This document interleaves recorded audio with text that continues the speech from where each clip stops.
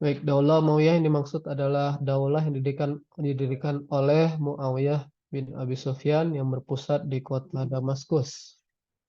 Periode Daulah Umayyah ini berlangsung selama kurang lebih 90 tahun dan mengubah sistem pemerintahan dari khalifah sebelumnya Rasulullah, kemudian Khalifah Rasyidin, dan ini masuk ke daulah yang pertama, Daulah Umayyah.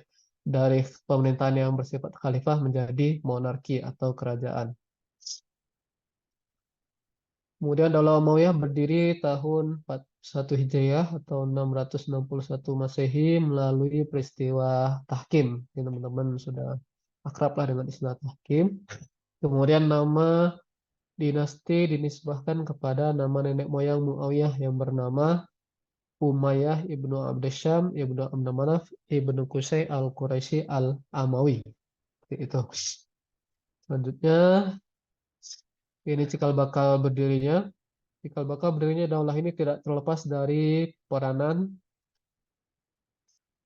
Hasan bin Ali bin Abi Thalib yang menjabat sebagai khalifah setelah terbunuhnya ayahnya, Khalifah Ali bin Abi Thalib. Setelah sepeninggal ayahnya, Hasan memimpin peperangan di Irak dan Siffin. Kemudian juga disitulah bertemu dengan Muawiyah. Agar tidak terjadi pertumpahan darah, Hasan menanggalkan kekhalifahannya dan menyerahkan kepada Muawiyah sebagai pemimpin umat Islam selanjutnya. Itu cikal bakal berdirinya, asal mulanya seperti itu. Kemudian ini beberapa nama khalifah, ada Daulah Umayyah, ada yang pertama Muawiyah bin Abi Sufyan, kemudian Yazid bin Muawiyah, ini turunan-turunan, kemudian Muawiyah bin Yazid, baru di kemudian ada generasi yang lain yang tidak langsung seperti itu. Marwan bin Al-Hakam, baru lagi keturunannya Abdul Malik bin Marwan, kemudian Al-Walid bin Abdul Malik, Sulaiman bin Abdul Malik. Nah, ini juga setelah ini ganti lagi ke eh, keluarga kerajaan yang lain.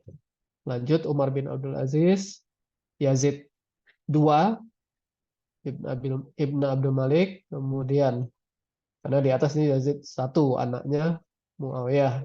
Yazid dua, anaknya Abdul Malik untuk membedakan karena namanya sama. Kemudian Hisham bin Abdul Malik, selanjut. Kemudian Al-Walid ibn Yazid. Kemudian Yazid tiga. Jadi ada Al-Walid di sini satu dua, Yazid di sini ada tiga. Ibrahim bin Malik, kemudian Marwan bin Muhammad. Itu beberapa di antara khalifah pada Daulah Umayyah. Berikutnya, kemajuan peradaban Islam pada periode Daulah Umayyah.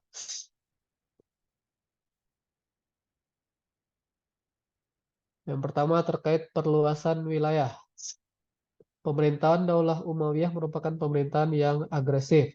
Hal ini terlihat dari meluasnya wilayah kekuasaan Islam, meliputi wilayah Spanyol, seluruh wilayah Jazirah Arab, Syria, Palestina, Afrika Utara, sebagian daerah Anatolia, Irak, Persia, Afghanistan, India, dan negeri-negeri yang sekarang bernama Turkmenistan, Uzbekistan, dan Kyrgyzstan. Pecahan-pecahan dari Rusia. Kemudian bidang pemerintahan. Daulah Umayyah membentuk beberapa diwan atau departemen. Ada 5 di sini. Yang pertama, Diwan Rosail. Tugasnya untuk mengurus persuratan negara. Kemudian yang kedua, Diwan Al-Kharaj yang bertugas mengurus pajak. Kemudian Diwan Al-Barid yang merupakan badan intelijen penyampai rahasia daerah kepada pemerintah pusat. Kemudian ada istilahnya Dewan Al-Khatam sebagai departemen pencatatan. Dan yang kelima, Dewan Muskilat yang bertugas untuk menangani berbagai kepentingan umum. Berikutnya adalah bidang politik kenegaraan. Di antara peristiwa yang jadi kemajuan dalam bidang ini adalah peristiwa Amul Jamaah atau Tahun Persatuan umat Islam kepada kekuasaan Muawiyah. Selanjutnya, bidang kemiliteran. Terdapat organisasi militer yang terdiri dari Angkatan Laut, Al-Bahriyah, dan Angkatan Kepolisian, Asyurtoh. Berikutnya, bidang ekonomi, yaitu kemajuannya pendapatan negara diolah dengan sangat teratur. Di antara realisasinya dapat dilihat dari hasil penerimaan pajak wilayah Syam yang mencapai 1.730.000 dinar emas dalam setahun pada masa pemerintahan Khalifah Abdul Malik bin Marwan.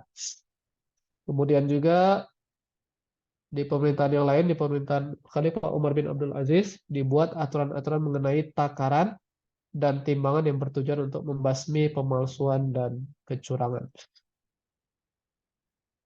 Kemudian bidang pendidikan dan ilmu pengetahuan. Terdapat beberapa kemajuan pada era daulah ini, diantaranya pengembangan bahasa Arab, kemudian ilmu qiraat, ilmu tafsir, ilmu hadis, fikih, nahwu, tarikh atau sejarah, dan pada masa ini terdapat penterjemahan buku-buku yang dari berbahasa Latin ke bahasa Arab di bidang pendidikan dan ilmu pengetahuan.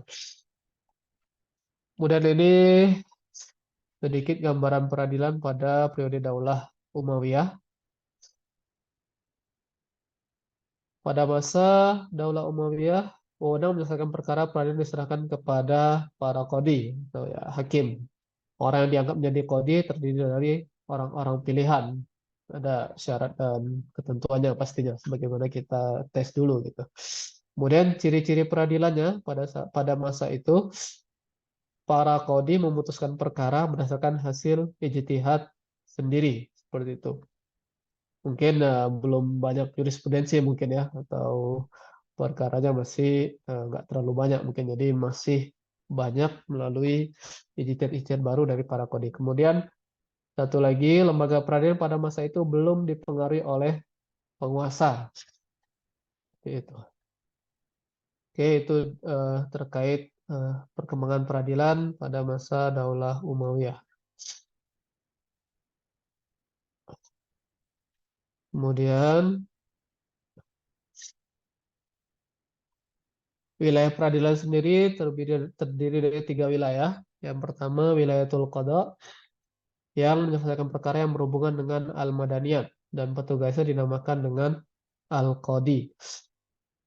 Yang kedua wilayah al-hisbah, menyelesaikan perkara yang berhubungan dengan pelanggaran moral, petugasnya disebut al-muhtasib atau waliul hisbah. Yang ketiga wilayah al-mazalim yang menyelesaikan perkara kezaliman yang dilakukan oleh keluarga khalifah dan pejabat pemerintahan serta kasus-kasus yang tidak dapat diselesaikan oleh qadi atau al-muhtasib dan petugasnya disebut waliul mazalim. Kemudian ini dinamika pemikiran hukum Islam pada periode Daulah Umayyah. Era transisi sahabat dan tabi'in pada waktu itu. Yang pertama, terdapat suatu perubahan yang cukup mencolok pada era transisi sahabat dan tabi'in, yaitu perihal bentuk pemerintahan dari sistem pemerintahan demokrasi mufakat ke pemerintah monarki absolut. Meskipun pemimpinnya masih digelari dengan khalifah, namun sistem khilafahnya berbeda. Kemudian pasca era Khulafaur Rasyidin banyak terdapat ijtihad mengenai persoalan yang tidak ditemukan di dalam nas. Di zaman Daulah Umayyah banyak perkembangan yang berkaitan dengan masalah hukum Islam. Berikutnya, pada masa transisi ini wilayah Islam semakin meluas yang disertai dengan munculnya aliran-aliran teologi seperti Khawarij dan Syiah serta Rafidhah yang menyebabkan lahirnya perang ideologi dan merambat kepada pemalsuan hadis Rasulullah. Oleh karenanya, tabi'in dihadapkan kepada tantangan untuk menjaga keaslian hadis Rasulullah melalui tadwin al-hadis yang dilakukan oleh orang-orang yang terpilih dari segi kesekohan dan adalahnya.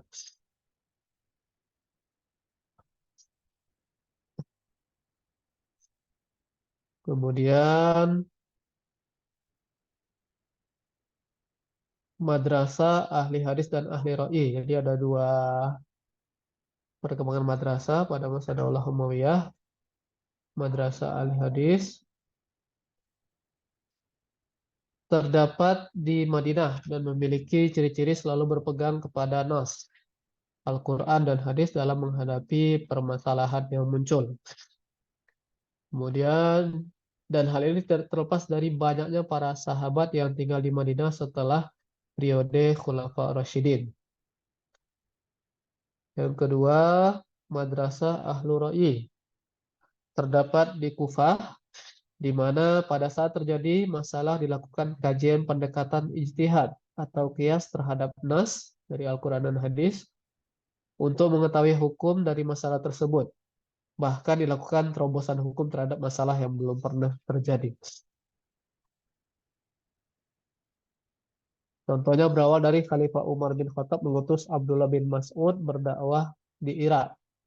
Ditambah pada saat kepemimpinan Ali bin Abi Thalib menjadikan Kufah sebagai ibu kota baru dan beliau banyak mengeluarkan ijtihad di sana. Kemudian pendekatan logika, Ro'yu dilatar belakangi oleh kondisi sosial masyarakat Kufah. Karena ya di sana tidak banyak sahabat sehingga riwayatan hadisnya sedikit, dikhawatirkan banyaknya hadis palsu yang tersebar di Irak. Tuh ada madrasah ahli hadis, kemudian madrasah ahlu ra'i. Terakhir, pembahasan terkait masa kemunduran dan keruntuhan periode Daulah Umayyah.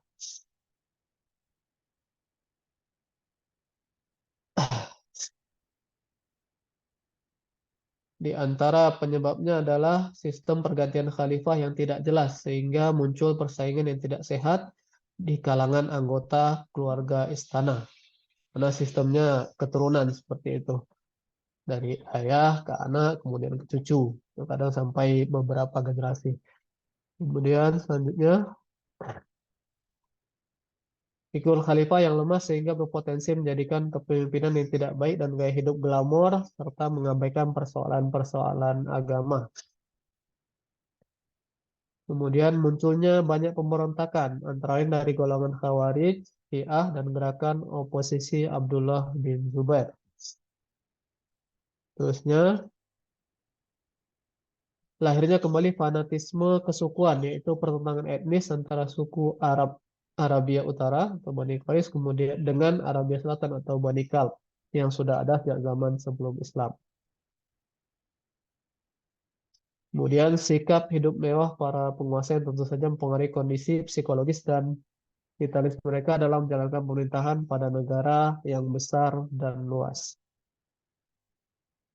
Kemudian ini yang terakhir, munculnya kekuatan baru yang dipelopori oleh keturunan Al-Abbas Ibnu Abbas Al-Muttalib yang didukung oleh Bani Hashim, Syiah, dan kaum Mawali. Mungkin sekian presentasi dari saya yang saya ambil dari diantaranya buku Pak Dokter sendiri dan dari bacaan yang lain. Terima kasih dan banyak maaf. Wassalamualaikum warahmatullahi wabarakatuh. Waalaikumsalam warahmatullahi wabarakatuh. Waalaikumsalam.